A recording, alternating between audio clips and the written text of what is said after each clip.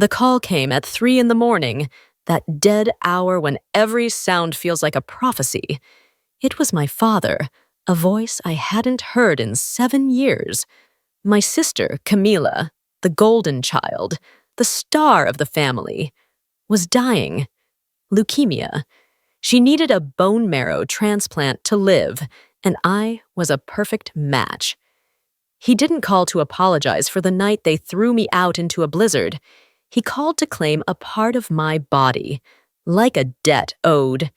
And in this video, I'm going to tell you exactly what I said to him. But before you know the end, you have to understand the beginning. You have to understand the night it all burned down. Let's go back. Beacon Hill, Boston. Thanksgiving. Our house wasn't a home. It was a museum of my father's success, and we were all just exhibits. The air was thick with the scent of roasted turkey and unspoken rules, heavy with the weight of my father, Dr. Harrison Cole's reputation. I was 19, a ghost at my own family's table. It's a strange feeling, being invisible in a room full of people who are supposed to love you most. And if you've ever felt like an outsider looking in, even in your own home, just do me a favor and press the like button on this video so I know I'm not alone in this journey. My stepmother, Beatrice, was holding court, her laughter like glass chimes, when her hand swept across the table, accidentally, knocking my purse to the polished mahogany floor. Its contents spilled out, a tube of lipstick, my keys, and there, on the antique rug, for all the city's elite to see, lay the small plastic stick with its 2 damning pink lines. Silence fell. Not a kind silence, but a heavy, judgmental one that sucked all the air out of the room, leaving only the scent of pine and betrayal. My father's face, usually a mask of calm surgical precision, hardened into something I'd never seen before. Pure, unadulterated fury. But to understand his reaction, you have to understand that my father didn't see people. He saw legacies. He was the architect of the Cole family dynasty, and I was the structural flaw he could never quite fix. His love wasn't a gift. It was a salary paid for performance, and I had just breached my contract in the most public way imaginable. My stepmother, Beatrice, was the curator of this family museum. Her cruelty wasn't loud. It was the quiet, constant polishing of her own daughter, Camila, until she shone so brightly that I was cast permanently in shadow. My brother, Preston, the heir apparent, just looked at me with disgust, as if I had personally tanked the family stock. And Camila, she just looked sad. A perfect, beautiful, hollow sadness. She was the masterpiece. I was the messy charcoal sketch they kept locked away in the attic. Every family has a story it tells itself, and in ours, I was cast as the cautionary tale, the before picture. It's exhausting, always playing a part you never auditioned for.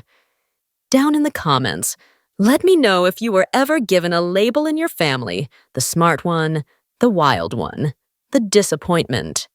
I'll be reading every single one. So when that test hit the floor, it wasn't just a secret revealed. It was a violation of the family's unspoken constitution. I hadn't just gotten pregnant. I had publicly defaced the Cole family brand. My father finally spoke, his voice low and cold enough to freeze the wine in my glass. "Get up," he hissed, "and walk out of my house." I didn't cry.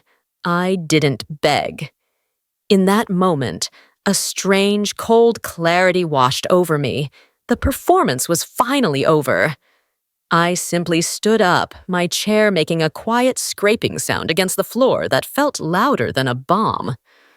I met my father's gaze, and for the first time, I saw him for what he was. Not a parent, but a warden, I walked out of that dining room, through the grand foyer, and out the heavy oak door into the biting November wind without looking back. The click of the lock behind me was the only goodbye I received. My hands were shaking, fumbling for my phone. My only thought was him, Caleb. He wasn't just my boyfriend. He was my secret, my island of sanity in the vast cold ocean of my family. He was the one who saw me, not the Cole family's disappointing daughter. He had held my face in his hands and promised we would face anything together. He was my plan. He was my only plan. I called him, my breath catching in my throat. He answered, but his voice was distant, cautious. "I'm out, Caleb," I whispered, my words turning to vapor in the frosty air. "They know. They threw me out." The silence on the other end of the line was deafening. Then came the words that shattered what was left of my world. "Anya, my parents are here. We can't. I can't be involved in this." Involved, as if our baby, our love, was a messy piece of litigation he needed to avoid. It got worse. "Listen," he said, his voice dropping to a conspiratorial whisper. "Just tell them you don't know who the father is. It's better for everyone." Before I could even respond, he hung up. I tried to call back. It went straight to voicemail.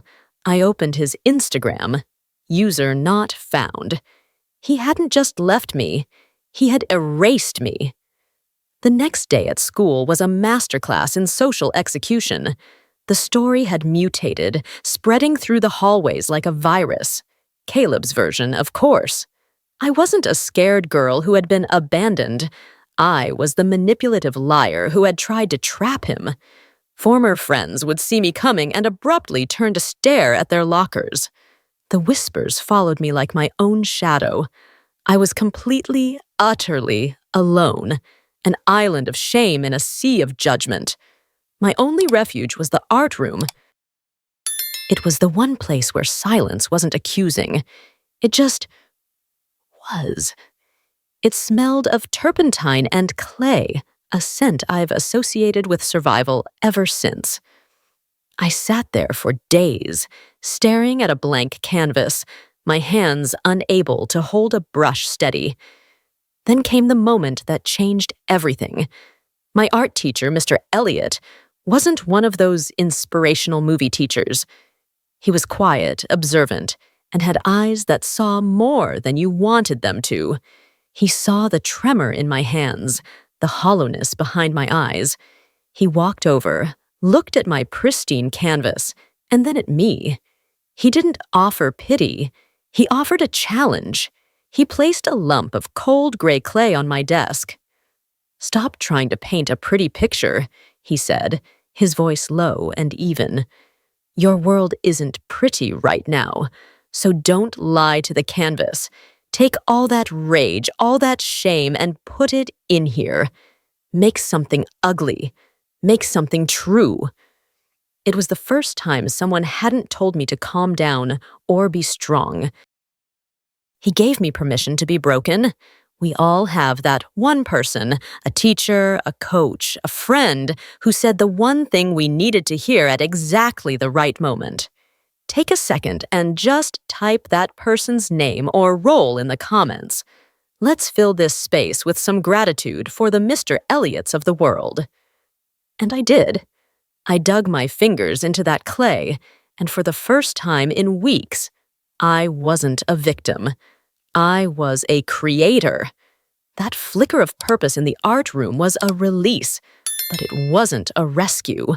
I couldn't stay in Boston.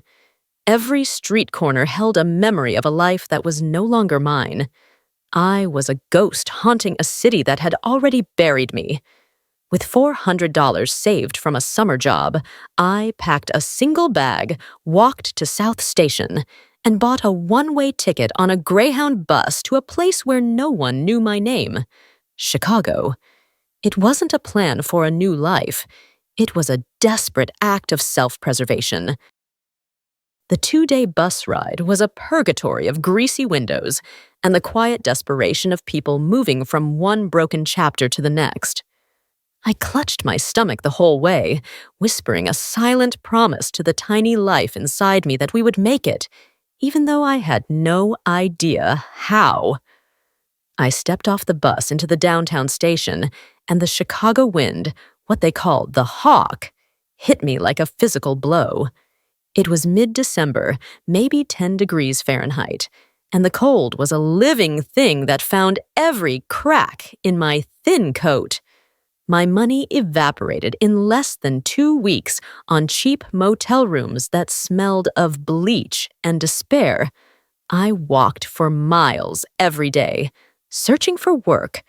But who was going to hire a 19-year-old girl, visibly pregnant, with no address and no references? And then came the moment I truly hit the bottom. I pushed open the heavy door to a city shelter on the west side. The air was thick with the scent of disinfectant and the sound of 100 private heartbreaks happening all at once. I was given a cot, a threadbare blanket, and a number. I wasn't Anya Cole from Beacon Hill anymore. I was just a number in a system, pregnant and invisible in a city of millions, with the coldest winter of my life closing in. The nights in the shelter were the worst. Sleep was a luxury I couldn't afford, stolen in 20-minute increments between the coughing fits of the woman in the next cot and the constant, low-grade fear that kept my heart racing. It would have been so easy to just disappear, to let the gray walls and the gray despair swallow me whole. I saw it happen to people every day. But then, in the middle of one of those endless nights, clutching my growing stomach, I remembered the feeling of that cold gray clay in my hands. I remembered Mr. Elliott's voice. Make something true. The truth of my life at that moment was ugly. It was cold. It was terrifying. And I realized I had 2 choices: let it destroy me or document it. The next day, I spent $3 I didn't have on a cheap sketchbook and a piece of charcoal from a corner store, and I began to draw. I didn't sketch landscapes or flowers. I drew the exhaustion in the face of the woman across from me. I drew the desperation in the eyes of the young man who had lost his job. I sketched the gnarled hands of the old woman who told me she hadn't spoken to her children in a decade. My sketchbook became my armor. It wasn't about making art. It was about bearing witness. Every line I drew was an act of defiance against the invisibility that had been forced upon me. In that shelter, surrounded by anonymity, I started to find my voice, not in words, but in stark, unapologetic images. My pain wasn't just a burden anymore. I was sharpening it into a weapon. I was forging my perspective in the coldest, darkest fire imaginable. I didn't know it then, but I wasn't just surviving. I was learning to see. After a month, my sketchbook was full. It was a raw, unflinching diary of life at the bottom. It wasn't pretty, but it was honest. And it was mine. Staring at those pages, I knew I had to do something. I couldn't bring a child into the world in a shelter. So, I took a massive leap of faith. I spent my last few dollars at a public library, scanning every single page and emailing the file to Mr. Elliott. I didn't ask for money. I didn't ask for pity. I just wrote, "You told me to make something true. This is what I made." I hit send and walked out, not expecting a reply. Why would he care? I was a ghost from a past life. He replied within the hour. He didn't say he was sorry for me. He wrote, "Anya, this is powerful. This is important." He told me he had a friend, a curator who ran a small, gritty gallery in Chicago's Pilsen neighborhood. He had already forwarded my work to her. He wasn't giving me a handout. He was giving me a bridge. A week later, I was standing in a small booth at a local art fair. The gallery owner had framed 3 of my charcoal sketches. They looked so out of place next to the colorful oil paintings. Then, a man stopped. He stared at one drawing, the one of the old woman's hands, for a long time. He turned to me and said, "I'll take it. $200. My hands shook as I took the bills. It felt like $1,000,000. That feeling of your first real earned success, there's nothing like it. It doesn't matter if it was your first paycheck, your first sale, or just the first time you perfectly baked a cake. I want you to share that first small victory you were proud of in the comments. Let's celebrate those moments together. That $200 wasn't just money. It was proof. It was enough for a deposit on a tiny room for rent. It was the first brick in the foundation of a new life. That first sale wasn't a lottery ticket. It was just a start. The next few years were a slow, painful climb. I moved into a tiny studio apartment in a rough neighborhood. I gave birth to my son Leo, a perfect, beautiful boy who became my reason for everything. I worked 2 jobs, waitressing late nights, cleaning offices before dawn, and painted in every stolen moment in between, the smell of turpentine mingling with the scent of baby powder. My work was getting noticed in small, local circles. I had a few more sales, a feature in a neighborhood zine. It wasn't fame. It was survival. But for the first time, it was survival on my own terms. I was starting to feel safe. And that's when the past came knocking, not with a phone call, but with a blog post. A small but vicious arts blogger from Boston who specialized in exposés somehow connected the rising Chicago artist Anya with the disgraced Cole family daughter. The headline read, "The Unseen Work of Anya Cole, a Story of Privilege, Pity, and Deceit." The article painted me as a fraud, using a sob story to sell mediocre art. It mentioned Caleb, my pregnancy, the shame I brought upon my upstanding family. It was designed to do one thing, strip away my new identity and drag me back into the narrative they had written for me. For a full day, I felt that old familiar ice in my veins. My first instinct was to hide. But then I looked at my son sleeping, and I looked at the raw, honest faces on my canvases, and I got angry. I went to my website and added a new section, my story. I didn't deny a single thing. I wrote, "Yes, I was a disgrace. I was abandoned. I hit rock bottom. Everything you've heard is true. And every piece of art I create is born from the ashes of that truth. My work is not a sob story. It is a survival guide." The response was immediate. The attempt to shame me had backfired. It became my brand. That artist's statement became a declaration of independence. It drew a line in the sand. Instead of scaring people away, it drew the right people in. Collectors who valued authenticity, critics who respected honesty. The notoriety from that blog post, ironically, led to my first solo show. It sold out on opening night. The art world, it turned out, was tired of polite pictures. It was hungry for truth. For the next 3 years, I poured every dollar, every ounce of energy into a single dream. And last spring, that dream took shape. I stood on a street in the West Loop of Chicago, holding a set of keys, in front of a space that was all mine. I named it Phoenix Gallery. It was more than a business.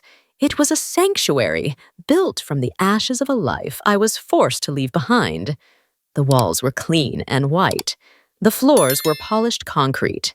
but the space was warm, filled with light. It was a place where difficult stories could be told without apology. My life finally found a rhythm. Mornings were for Leo, pancakes, school drop-offs, scraped knees.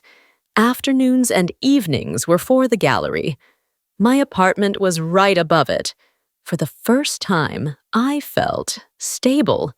I had a home that couldn't be taken away from me, and a son whose laughter was the only validation I ever needed. It's a beautiful thing to finally build your own safe harbor. It doesn't have to be a gallery. It can be a cozy corner of your room, a garden, or just a moment of peace. I'm filming this on a Saturday evening, and my safe space right now is here sharing this with you. Wherever you are in the world, whatever time it is, just close your eyes for a second and picture your safe place.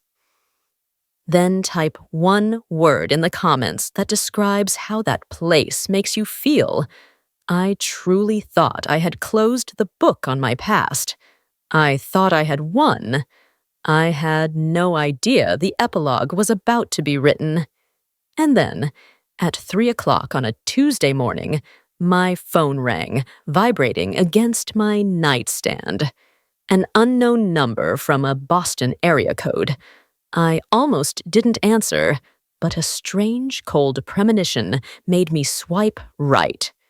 The voice on the other end was gravelly, hesitant, a ghost from another life. Anya. It was my father. 7 years of silence, broken not by an apology, but by a demand wrapped in desperation. He told me about Camilla. The diagnosis, a rare aggressive form of leukemia, the failed treatments, the chemo that had ravaged her body, the doctor's final desperate option, a bone marrow transplant from a family member. Preston wasn't a match. He wasn't a match. I was their last and only hope. He spoke about it with the detached tone of a surgeon discussing a case file. He didn't ask how I was. He didn't mention my son. He just laid out the facts, and then the ask. We need you to get tested. The hospital is on standby. We need you to do this for the family. The family. The one that had cast me out.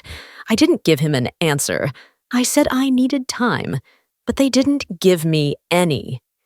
2 days later, the bell above my gallery door chimed, and there they were. My father, Harrison, looking older, smaller than I remembered, the arrogance in his posture replaced by the slump of defeat. My stepmother, Beatrice, her usual poise cracked, revealing the brittle tension underneath, and my brother Preston, staring at the floor, unable to meet my eyes. They stood there, surrounded by the art born from the pain they had inflicted, asking me to save the one they cherished most. This wasn't about forgiveness. This wasn't about money. This was a life or death question. Did I owe a piece of my own body to the family that had treated my soul like it was disposable? The weight of that question felt heavier than anything I had ever carried. I told them to come back in 1 week, to the gallery's first anniversary celebration. I told them I would give them my answer then. It was cruel, perhaps, to make them wait, but their cruelty had taught me the value of choosing your own timing, your own stage. The night of the party, the gallery was buzzing, filled with artists, collectors, critics. My world. My family arrived and stood in a corner, looking uncomfortable and out of place. 3 ghosts at a feast they weren't invited to, surrounded by the life I had built not just without them, but despite them. When it was time for my speech, a hush fell over the room. I thanked everyone, and then I looked directly at my father. Tonight, I said, my voice so steady, amplified by the speakers, is about celebrating new beginnings, but to do that, we must acknowledge the endings that made them possible. I told the crowd that I had recently been asked for a profound gift, a gift of bone and blood, from the family that had once deemed me unworthy. A murmur went through the room. "I've been asked what I owe them," I continued, "and I have decided to give them exactly what they gave me, my true inheritance." I turned and gestured to a large veiled canvas on the main wall. At my signal, the black velvet fell away. There, on the canvas, was the Thanksgiving dinner. A young girl on the floor, a man standing over her, his face a mask of rage, a woman smiling with satisfaction, the guests looking away. It was called The Inheritance. My father's face went white. I turned back to my family, my voice dropping but clear in the silent room. "You ask for my marrow, but you hollowed me out years ago. This painting, this memory is all that's left of what you put inside me, and it is all I am willing to give you. The answer is no." They didn't argue. They couldn't. What was there to say? They had been confronted not with an angry daughter, but with a piece of art, an undeniable, permanent record of their own actions. They turned and walked out of my gallery, out of my life, for the second and final time. And as the door closed behind them, I didn't feel triumph. I didn't feel hatred. I felt peace. The kind of quiet that settles deep in your bones when a war you've been fighting your whole life is finally over. My decision was never about revenge or a desire to see Camila suffer. I truly hope she finds another donor. My decision was about refusing to let my body be used as the final tool to fix a family that had shattered my spirit. It was about declaring that my life and my peace are not resources for them to plunder when they are in need. My no wasn't an act of hate. It was the final, necessary act of self-respect. They say forgiveness sets you free. But sometimes, freedom isn't about forgiveness. It's about accepting that some apologies will never come, and you don't need them to heal. Freedom is building a wall around your peace, not to keep the world out, but to protect the world you've built inside. It's understanding you are not obligated to set yourself on fire to keep others warm, especially those who handed you the matches. The real inheritance isn't what's passed down to you. It's what you decide to build for yourself. So my final question to you is this. What is one boundary you need to set in your life to protect your own peace? You don't have to share the details. But if this story has inspired you to claim your own space, just write, "I am my own home," in the comments below. And if you believe in the power of writing your own ending, hit that subscribe button and join this community of fellow architects. Because you can't control the story they wrote about you in the past, but you are the author of every single page that comes next.